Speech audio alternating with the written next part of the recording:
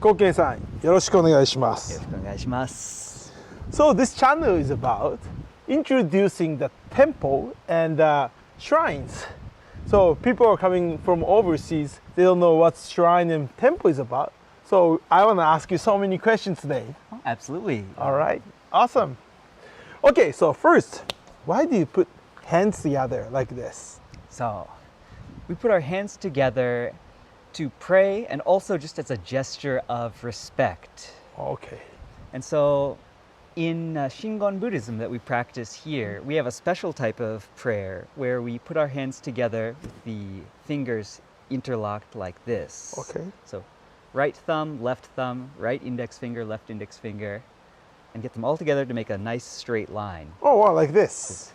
And this is called the Kongo Gassho. Kongo Gassho. And it represents you and the Buddha becoming one. Okay, very nice. Usually we put hands together like this, Yes. but Kongo Gassho is more closer. Yes. Awesome. Yes. This is something I want to ask you. So, all right, let's go. Right. So, first, what is this gate? So, this is the tori, Tori. Okay. and it represents the entryway or kind of the barrier to a sacred space. Oh, okay. And so, usually these are associated with Shinto shrines. Okay. But you also sometimes find them at Buddhist temples. Oh, okay. It's- Yeah, that's what I thought. Like this is shrine, there is a tori, but this is temple, right? So why there's a shrine gate in the temple? So, this temple practices something called Shugendo, which is the very uniquely Japanese religious practice of worshiping both Buddha and Shinto kami equally and together. Okay, so Shugendo practice so both Buddha and God. Yes. So what kind of God is shrines or shrine or Shinto's God? So there are many different types of gods in Shinto belief. Many of them are associated with nature. There's kind of Okay. the gods of the land, gods of natural formations like waterfalls and rivers. Okay. And there's even the belief that one's family members will eventually, after they pass on, their spirits will move on and become kami that protect their descendants. Oh, well, that's very interesting because, you know, Christianity is Jesus and there's a person figure, but Shinto is not exactly a person to worship. Yes, in Shinto, there's not like one central figure. It's Okay. kind of a belief that everything is sort of the work of the gods and everything contains the god's essence. Oh, wow, that's awesome. This is great. When we go through this gate, do we have to do anything? So it's customary to stop once and then bow at the gate and then proceed. Oh, okay, great. So you see the red big gate at the temple or shrine. You should stop and put your hands together, Kongo Gassho, and bow once and continue. That's great. All right, let's go. Keep going. So tell me a little bit about this temple. So this temple, Shippōryūji, was founded in the year 661. 661, it's not 1661. No, 661. Wow, so, that's a long time ago. So, well, 1,300 years of history practicing here. And so the temple was founded by an ascetic practitioner named Enno Gyōja. Enno Gyōja, okay? Yes. So Enno Gyōja was originally a layman, actually the son of a fairly important noble family. Oh, okay. But he left his home and decided to train in the mountains, kind of be among the gods of nature, Okay. and try to essentially put himself in nature, kind of seek out that power, and then share that with the people in his family and his associates, essentially to become a practitioner for the protection of the people he cared about. Oh, wow, that's very interesting. It's like sound like a Buddha.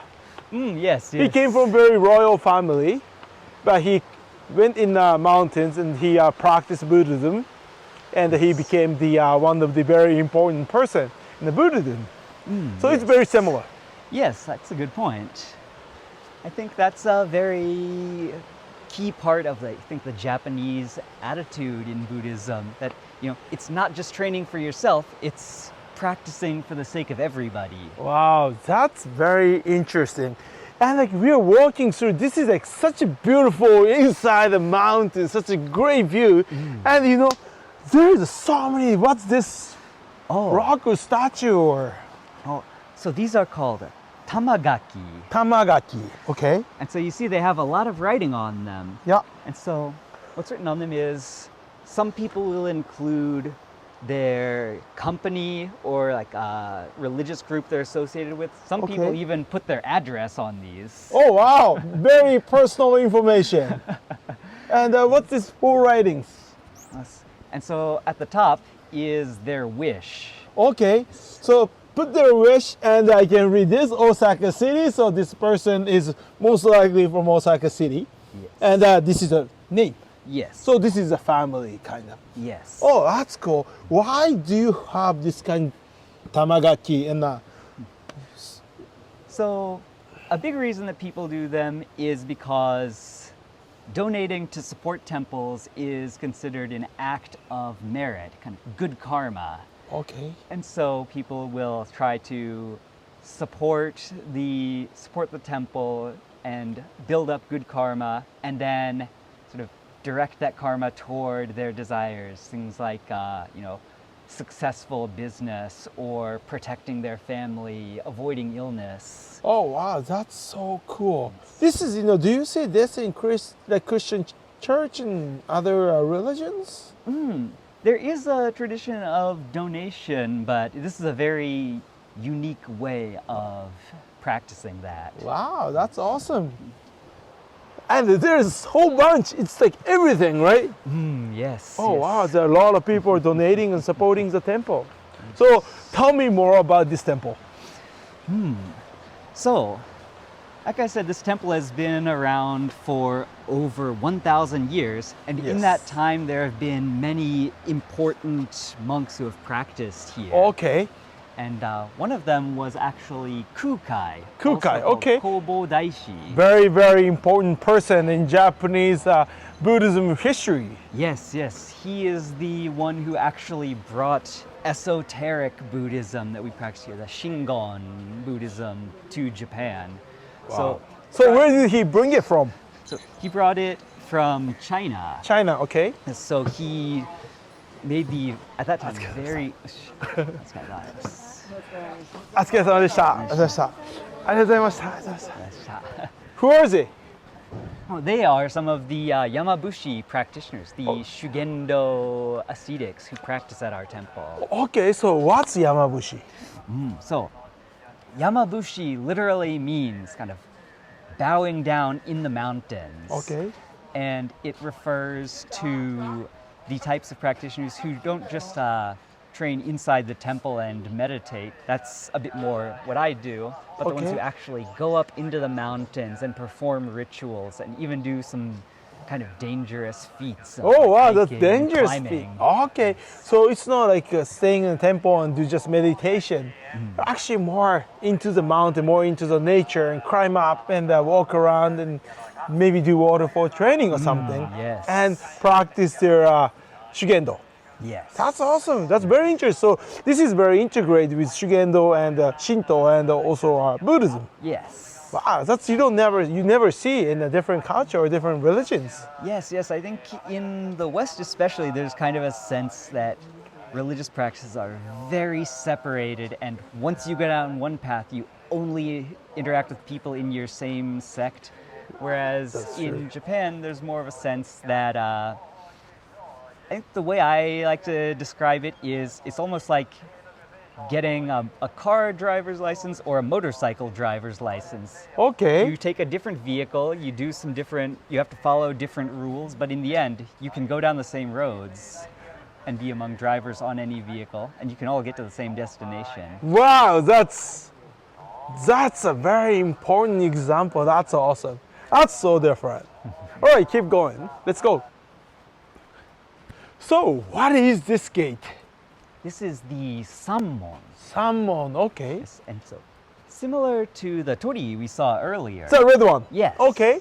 Where the Tori represents the entrance to a Shinto sacred space, this represents the entrance to a Buddhist space. Oh, wow. So different religions have different gate, but in the same space. Yes. Wow, that's very interesting. Can I come in? Absolutely. Awesome. And similar to the Tori, Yeah. it's good to stop once, Okay. bow, and then enter. Okay, great. And what is that big statue? That is Achala, Achala. known in Japanese as Fudomyo. Fudomyo. Yeah, that's what I heard before. Wow, that's very, very, very big. And is he mad? He's mad, but not mad at us. Okay. He's mad at anybody who would want to cause us trouble. Oh, Anybody wow. kind of steered down the wrong path. Oh, wow. I like to think of him as sort of like a parent with a child who's misbehaving. Sometimes the Okay. parent has to be like, hey, hey. Okay, so he's guiding us in the people in the whole earth. Yes. Oh, that's awesome. Wow. And so he has the sword of wisdom in one hand. Okay. That can cut through obstacles and delusions. Oh, wow. And the lasso of dedicated practice in his left hand that he can use to find anyone that's sort of wandering down a path toward evil and actually like catch them and pull them back on the right path. Wow, like a cow. Yes. Wow. So he has sword and a rope to guide us through. Yes. Wow, that's very interesting. That's interesting. Wow. And what's this? Is this like a barbecue space or campfire space? Not quite.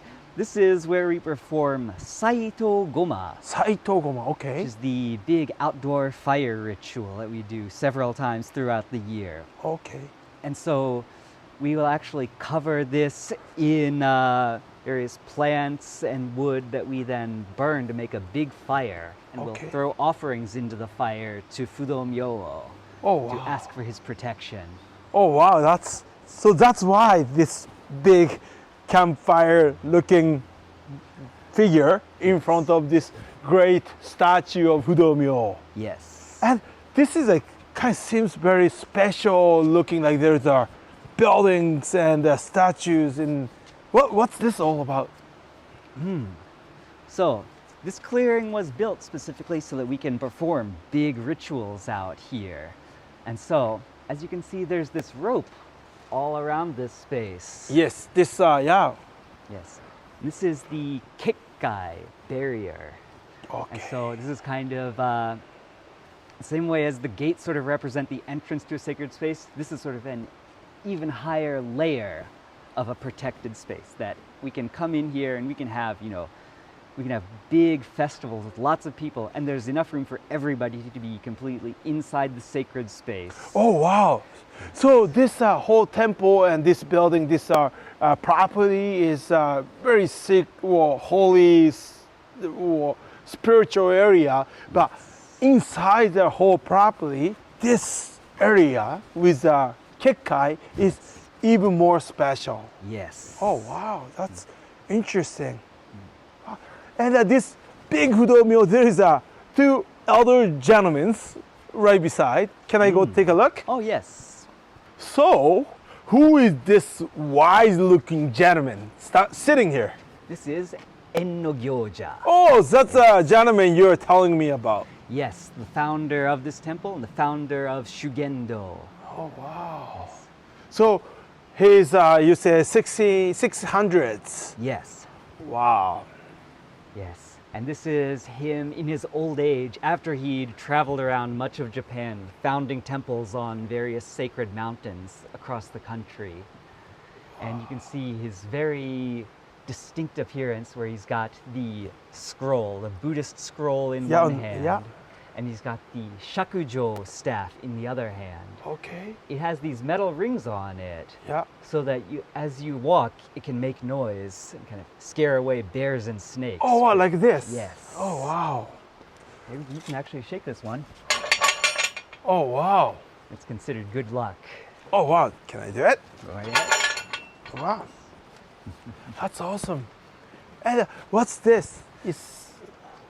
Oh, this says Jinben Dai Bosatsu. Okay. This is a name that was given to Enno Gyōja to commemorate his great work for spiritual practice of Japan. Oh, okay. So he's a person, but after he passed away, because he did such a great work in Shugen Yes. and Buddhism, so he got the name of what's Jinben Dai Bosatsu? Is that like a name of God or? So, Jinben is a little difficult to translate. That's essentially the unique name given specifically to him. Okay. But then Dai Bosatsu means the great bodhisattva. Okay. What's Bodhisattva? And a bodhisattva is a practitioner of Buddhism, somebody who has pledged their faith and begun walking down the path toward eventually reaching Buddhahood. Oh, really? Yes. Oh, well, so it's he's great. Yes. He's very powerful. He did a great job. So he got a very special name from, who did he get it from? Like government or? He actually received it from the Emperor of Japan. Oh, really? So Emperor gave him Jinben Dai Bosatsu, the name. Oh, wow. That's very interesting. I want to take a look. It's a different gentleman over there. Yes. So we got a great statue of Fudomyo, and we have great gentleman with Enno Gyōja, Yes. which is Jinben Dai Bosatsu. Yes. And who is this gentleman? This is Kukai. Oh, Kukai, that guy you're telling me about. Yes. Very important person in the Japanese Buddhism. Yes, absolutely. Okay. Yes, so Kukai is shown here in his figure in his younger days. So you've got Enno Gyōja in his old age after he had practiced for many decades. And Okay. you've got Kukai in his young days, just as he had started practicing. Okay. And this represents him after he had left his home and just begun training in the mountains. And so he has the same shakujo Yeah. to protect himself as he hikes. And he's also got, on his other hand, his prayer beads and his offering Yeah, bowl. right here. Oh, So okay. as he's going from town to town, seeking food from the faithful believers Oh, to support him on wow. his journey.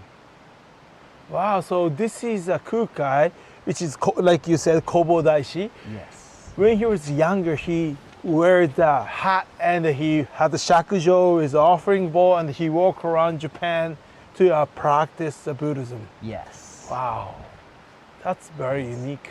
Yes. And Yeah. it's actually said that as he was traveling around the mountains trying to learn Buddhism, that's where he encountered some of the teachings, the sort of more esoteric Buddhist teachings that Enno Gyōja also practiced. And Okay. it was that sort of inspired him to travel to China and explore that specific type of Buddhism more and Oh, bring those wow. teachings to Japan. Oh, so he is the one who went to China Yes. to learn. How long was he in China for? Well, he was actually in China only for about 2 years. Oh, wow. It's an interesting story. He originally had essentially a mission from the government to travel to China and study for 20 years. 20 years. Oh, Yes. that's a long time. Yes. At the time, people didn't live that long neither. Yes, so Okay. most people actually, when they would go on those long missions, wouldn't actually make it back. They would just leave their writings and the next person to come would pick Oh, it up from okay. them.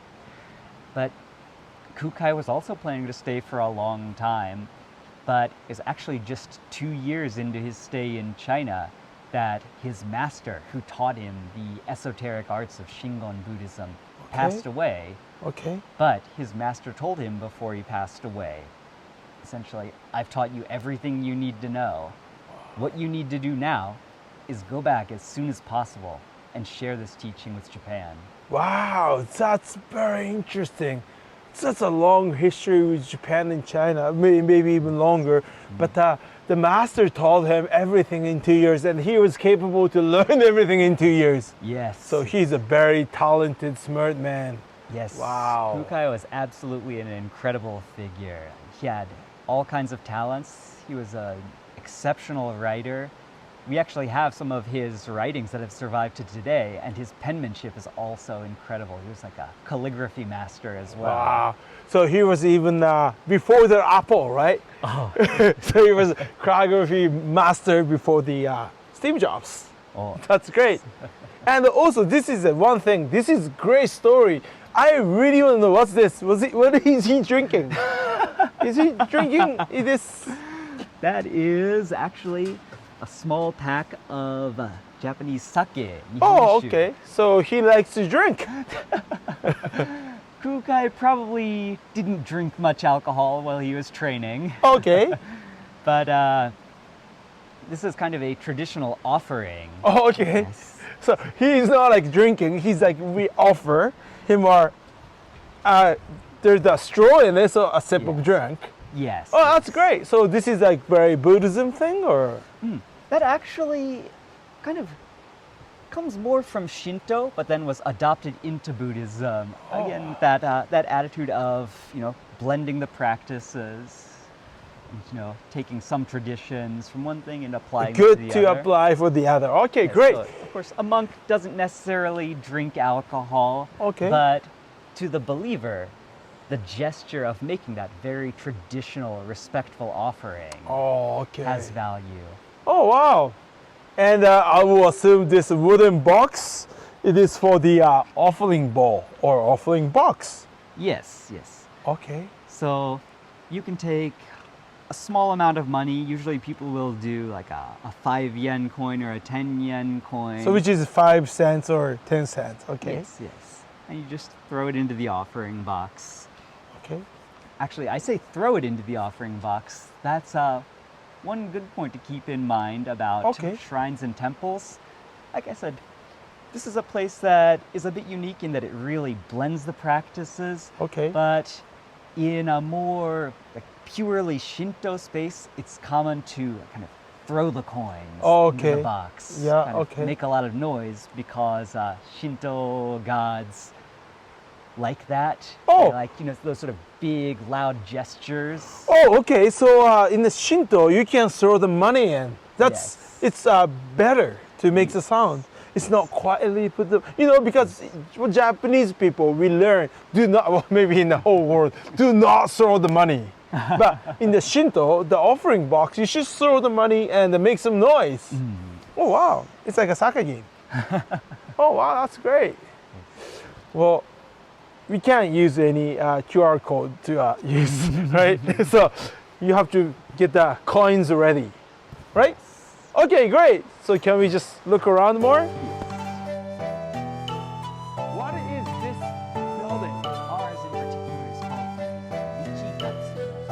That is a big building.